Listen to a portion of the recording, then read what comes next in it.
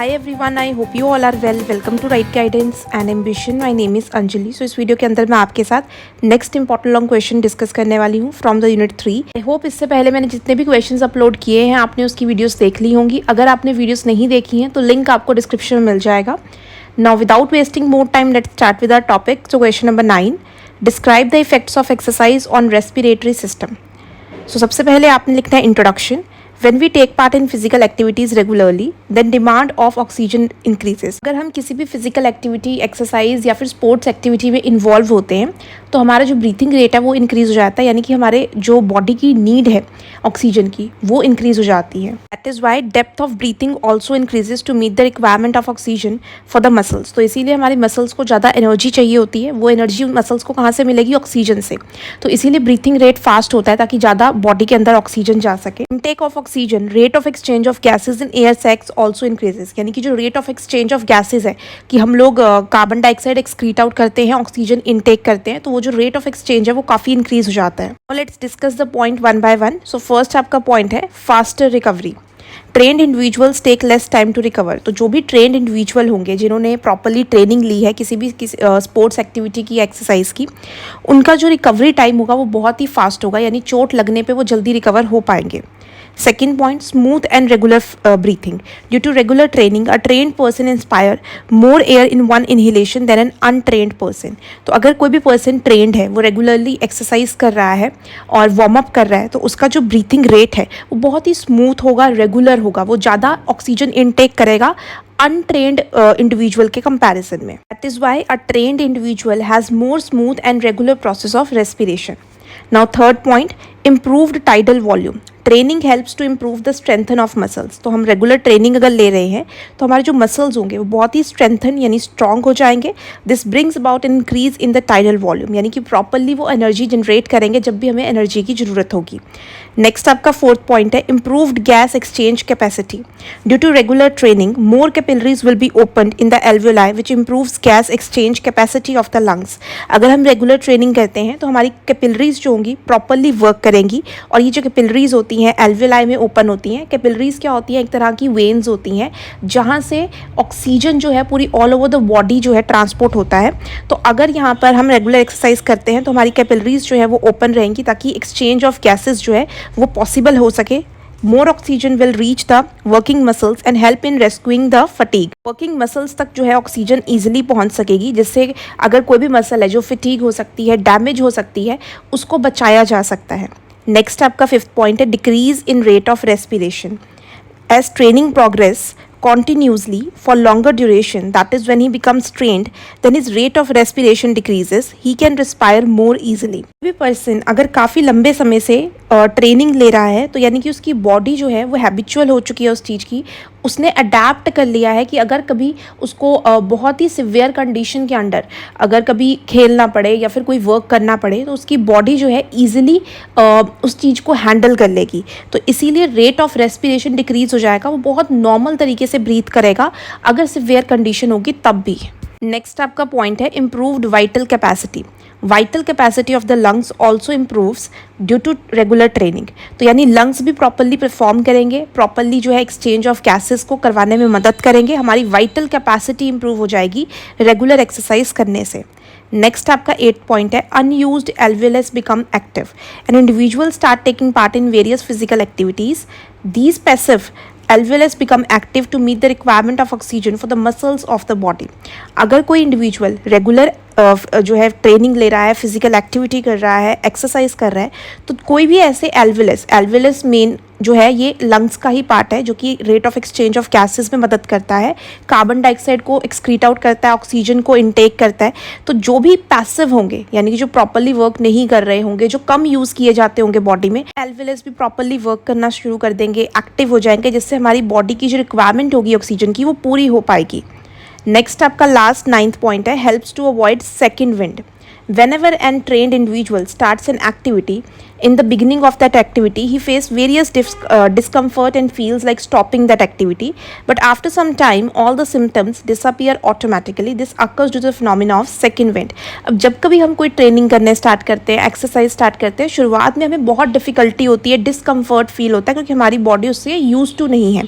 हमें जो है फटीग फील होगा, स्ट्रेस होगा, टेंशन होगा, हमारी बॉडी जो है ऐसा फील करेगी कि अब हम ना करें. तो ये स्टार्टिंग के जो सिम्टम्स होते हैं, अगर हम अपनी रेगुलर एक्सरसाइज कंटिन्यू रखते हैं तो धीरे धीरे टाइम के साथ वो सारे जो सिम्टम्स होते हैं ये गायब हो जाते हैं और बॉडी उसके यूज टू हो जाती है और कोई डिफ़िकल्टी नहीं आती है उस पर्सन को बाद में जाके. और इस चीज़ को कहते हैं सेकेंड विंड. तो अगर हम रेगुलर ट्रेनिंग करते हैं तो हम सेकेंड विंड के जो सिम्टम्स हैं इसको अवॉइड कर सकते हैं. एंड में conclusion 4 to 5 lines, and it is very important to write the conclusion in the end. इससे आपका आंसर जो है कंक्लूड हो जाएगा. कोई भी इंपॉर्टेंट लाइन्स जो हमने पूरे क्वेश्चन में डिस्कस की हैं आप एंड में लिख सकते हो. इनकेस आपको लाइन्स नहीं पता लगेंगी, मैंने आपके लिए यहाँ लाइन्स लिख दी हैं, आप यहाँ से रीड कर लेना, बट कंक्लूजन लिखना is must. Next question number 10, describe the effects of exercise on circulatory system. सबसे पहले आपने लिखना है introduction. Regular exercise by an individual over a long period of time has valuable effect on the circulatory system of our body. अगर हम regular exercise करते हैं तो हमारी बॉडी का जो सर्कुलेटरी सिस्टम है, जिसके थ्रू ब्लड पूरी all over the body circulate होता है, जो ऑक्सीजन है वो सर्कुलेट की जाती है, वो प्रॉपरली वर्क करेगा. Regular physical activities change the anatomy and functions of the heart in order to meet the requirement of sufficient amount of oxygen and blood by various muscles of the body. अगर हम regular exercise या physical activity करते हैं तो हमारे जो heart की anatomy है, जिस तरीके से वो फंक्शन करता है, जिस तरीके से वो परफॉर्म करता है, वो बेहतर हो जाएगा बाकी पर्सन्स के कंपैरिजन में जो अनट्रेंड हैं, जो कोई फिजिकल एक्टिविटी नहीं करते हैं. हार्ट हमारा हेल्दी होगा, प्रॉपरली वर्क करेगा और वहाँ से सर्कुलेशन जो है वो प्रॉपरली हो पाएगा, क्योंकि हार्ट जो है वही सर्कुलेट करवाता है हमारे बॉडी में जितने भी ऑर्गन्स हैं वहाँ तक ब्लड को और ऑक्सीजन को. सो जितनी भी रिक्वायरमेंट होगी बॉडी की ऑक्सीजन की वो प्रॉपर पूरी हो पाएगी. Let's discuss the point one by one. So first आपका पॉइंट है cholesterol level. When we perform regular exercise in that condition, we will able to control and maintain low level of fat. अगर हम regular exercise करते हैं तो हमारी body के अंदर जो फैट है वो डिक्रीज हो जाएगा. अगर फैट कम होगा तो हमारा कोलेस्ट्रॉल लेवल जो है वो मेंटेन रहेगा. नेक्स्ट आपका सेकेंड पॉइंट है delaying fatigue. When an individual performs activities, various lactic changes takes place due to which lactic acid, phosphate, CO2 get produce at the end which causes fatigue in the muscle. अगर हम कोई भी activity करते हैं तो हमारी body के अंदर लैक्टिक चेंजेस देखने को मिलते हैं, जिसके अंदर लैक्टिक एसिड, फॉस्फेट और कार्बन डाइऑक्साइड प्रोड्यूस होता है. इससे क्या होता है कि हमारे मसल्स जो है उनको एनर्जी नहीं मिलेगी, वो थक सकते हैं, डैमेज हो सकते हैं.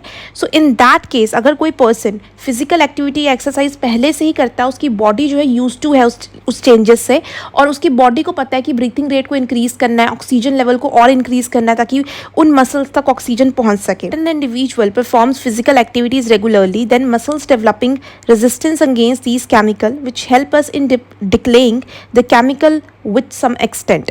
तो अगर कोई इंडिविजुअल फिजिकल एक्टिविटी रेगुलरली कर रहा है तो उसके मसल्स जो है रेजिस्ट करेंगे उस केमिकल को, यानी यूज टू हो चुके हैं, उन्हें पता है कि उनकी बॉडी में अगर केमिकल रिलीज हो भी गए हैं उनसे कैसे डील करना है और पर्सन को किस तरीके से हर एक मसल जो वहाँ पे वर्किंग है उसको एनर्जी पहुँचानी है. नेक्स्ट आपका थर्ड पॉइंट है heart rate. Generally in an individual heart rate 72 पर मिनट एट रेस्ट. तो अगर नॉर्मल इंसान की बात करें तो 72 टाइम्स जो है हमारा हार्ट बीट करता है 1 मिनट में. But in case of train during training, heart rate also indicate mark difference in case of trend and untrained individual. Trend person और अनट्रेंड पर्सन की जो हार्ट रेट है उसमें बहुत ही ज़्यादा डिफरेंस देखने को मिलता है. केस ऑफ बिगिनर्स और untrained individual, heart rate can go only up to 180 to 200 beats per minute, whereas for trained individual this can go up to 240 beats per minute. अगर हम किसी बिगिनर की, अनट्रेंड पर्सन की बात करें जो regular exercise नहीं करता है, उसका हार्ट रेट जो है किसी भी फिजिकल एक्टिविटी के दौरान जो है कितनी बार हार्ट बीट कर सकता है, 180 से 200 बीट. और अगर हम किसी ट्रेंड पर्सन की बात करें उसका 240 बीट्स पर मिनट बीट करेगा. अब जितना ज़्यादा बीट करेगा उतनी ज़्यादा आपकी बॉडी की जो ऑक्सीजन रिक्वायरमेंट है वो पूरी होगी. तो यहाँ से क्लियरली पता लगता है कि ट्रेनिंग से हमारा जो हार्ट रेट है वो इम्प्रूव होता है, जिससे हमारी बॉडी की ऑक्सीजन रिक्वायरमेंट पूरी हो सकती है. नेक्स्ट आपका पॉइंट है fast recovery. A trained individual recovers fast in comparison to the untrained individual. जो ट्रेंड इंडिविजुअल होते हैं वो जल्दी रिकवर करते हैं अनट्रेंड इंडिविजुअल्स के कंपैरिजन में. नेक्स्ट आपका पॉइंट है control of high blood pressure and hypertension. Hypertension and BP is directly related with the high development of heart diseases. अगर किसी पर्सन को हाइपरटेंशन है, हाई ब्लड प्रेशर है, तो वो डायरेक्टली किस चीज़ से रिलेटेड है? हमारे हार्ट डिजीज से। हमारा हार्ट वीक हो जाएगा और प्रॉपरली वर्क नहीं कर पाएगा।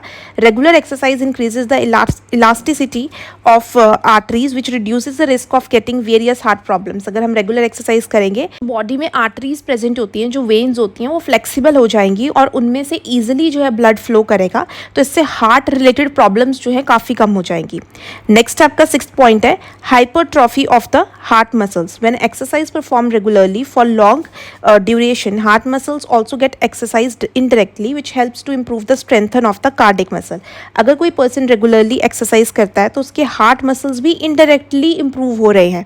आप बॉडी को फिजिकली फिट रख रहे हो, मेंटेन रख रहे हो, बट एक्चुअल में जो हार्ट के मसल्स होते हैं भी बहुत ज़्यादा इंप्रूवमेंट देखने को मिलती है। नेक्स्ट आपका 7th पॉइंट है stroke volume. It is a amount of blood coming out of the heart during its single contraction. Heart जो है वो कॉन्ट्रैक्ट एंड रिलैक्स करता है, यानी बीट करता है। वहाँ पर जितना भी कॉन्ट्रैक्शन के दौरान ब्लड जो है वो हार्ट से आता है, वेन्स में जाता है और सर्कुलेट होता है पूरी बॉडी में, तो वो इम्प्रूव होगा अगर आप रेगुलर एक्सरसाइज या फिजिकल एक्टिविटीज़ में इन्वॉल्व हो। आपके कार्डिक मसल्स इंप्रूव हो जाएंगे। तो यानी कि यहाँ पे स्ट्रोक वॉल्यूम, कि कितना वॉल्यूम ऑफ ब्लड रिलीज कर रहा है हार्ट, वो इम्प्रूव हो जाएगा, क्योंकि जितना ज़्यादा ब्लड रिलीज होगा, जितना ज़्यादा अमाउंट ऑफ ब्लड ऑर्गन्स तक पहुंचेगा, उतनी ही उसकी ऑक्सीजन रिक्वायरमेंट पूरी हो पाएगी। तो आपका पॉइंट है number of RBC and WBC increase. When we perform regular exercise, number of RBC in our blood increases which help to provide the more nutrients like haemoglobin, oxygen to the muscles. तो अगर हम regular exercise करते हैं तो हमारी body के अंदर जो रेड ब्लड सेल है वो इंक्रीज हो जाएंगे। रेड ब्लड सेल इंप्रूव होने से क्या फ़ायदा होगा? हेमोग्लोबिन इंक्रीज होगा और ऑक्सीजन रिक्वायरमेंट पूरी होगी बॉडी की। In the same way by exercise number of WBC also increases in our body. तो इसी तरीके से WBC भी इंक्रीज होंगे, white blood cell. White blood cell का क्या काम होता है हमारी बॉडी के अंदर? इन्फेक्शन से फाइट करना, जर्म से फाइट करना। तो WBC और RBC सेल जो है इंक्रीज हो जाएंगे रेगुलर एक्सरसाइज करने से। नेक्स्ट आपका लास्ट पॉइंट है increase in number and efficiency of capillaries. Due to regular exercise, efficiency of already existing capillaries improve and new capillaries are also formed so that active muscles can get sufficient supply of blood during activity.